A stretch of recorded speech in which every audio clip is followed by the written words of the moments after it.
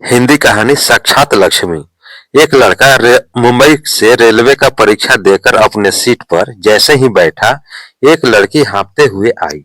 लड़के से बोली कि मुझे बचा लो प्लीज। लड़का कुछ समझता कि वह लड़की कंबल लेकर लड़के के पैर के ऊपर अपना सर रखकर सो गई। काफी दूर जब ट्रेन निकल गई तो उस लड़की ने लड़के से पूछी कि यह ट्रेन कहाँ तक जाएगी। लड़के ने कहा कि लखनऊ। तब तक टीसी आया, बोला कि टिकट दिखाइए। लड़की ने कहा कि आप लखनऊ तक का टिकट बना दीजिए। लड़का लखनऊ तक आते आते उस लड़की से घुल मिल गया था।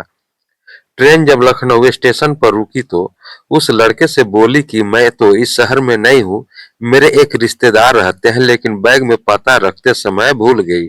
आप 2-4 दिन अपने घर मुझे रख लीजिए। लड़के ने कहा कि ठीक है।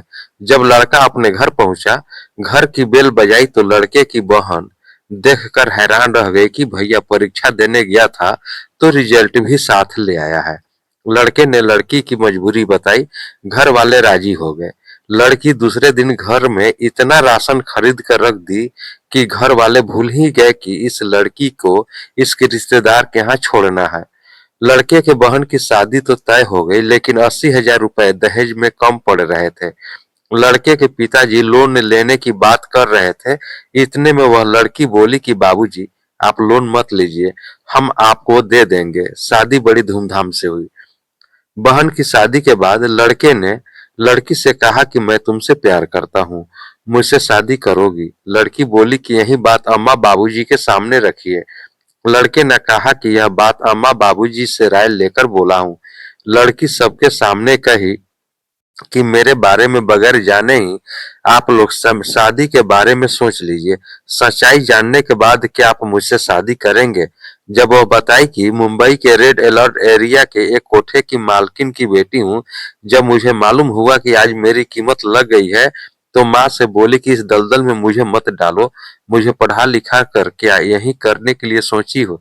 मुझे मेरी माँ ने कहा कि बेटी तू ग्राहक आने से पहले ही भाग जा। तब मैं भागकर यहाँ आ गई। यह सुनकर सबके पांव तले जमीन खिसक गई और उस लड़की से बोलना बंद कर दिए। यह बात तत्काल बेटी के ससुराल में मालूम हुई। लड़की ने अपने पति से बोली कि मुझे अपने मायके जाना है। वह तत्काल अपने मायके जैसे ही पहुंची, लड़की अपना कपड़ा समेट कर घर से निकलने वाली थी। लड़की ने कहा कि कहाँ जा रही हो? तो वह बोली कि भगवान जाने। इतना कहकर वह फक कर रोने लगी और कहने लगी कि आप लोग का प्यार बहुत मिला। लड़की ने अपने माता पिता भाई से बोली कि आप लोग बहुत गिरे इंसान हो। जब से भाभी घर में आई, आज 2 साल से यह साग सब्जी राशन पानी लाई, तब गंदगी नहीं थी। जब मेरे शादी में 80,000 दी तब गंदगी नहीं थी। मेरे शादी का सारा सामान खरीद कर मुझे दी तब गंदी नहीं थी। ये जेवर बनवा कर मुझे दी तब गंदी नहीं थी। मेरे शादी में सारा खर्च जब ये उठाई तो गंदी नहीं थी। तब तो आप लोग प्रशंसा के पुल आप बांधते थे कि यह बेटी नहीं साक्षात लक्ष्मी है। अगर भाभी की जगह आपकी बेटी होती तो आप मुझे भी घर से निकाल देते। भाई का हाथ पकड़कर बोली, क्यों भैया, जब आप भाभी को लेकर दिन रात घूमते थे तब ये गंदी नहीं थी, आज गंदी हो गई। अगर भाभी से आप भैया शादी नहीं किए तो मैं कभी नहीं आपके दरवाजे पर आऊंगी।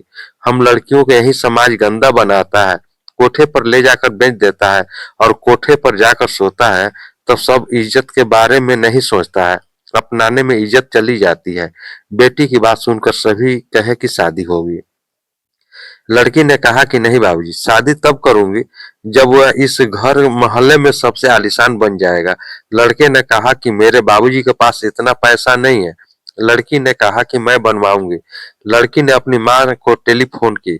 लड़की की माँ ने 50 लाख रुपया एक आदमी के माध्यम से भेजवा दी। आलीशान मकान बनने के बाद एक बहुत बड़ी टीवी फ्रिज की दुकान खुलवाई, तब शादी की। यह समाज जानने के बाद भी शादी में गया, किसी ने कोई गलत बात नहीं की।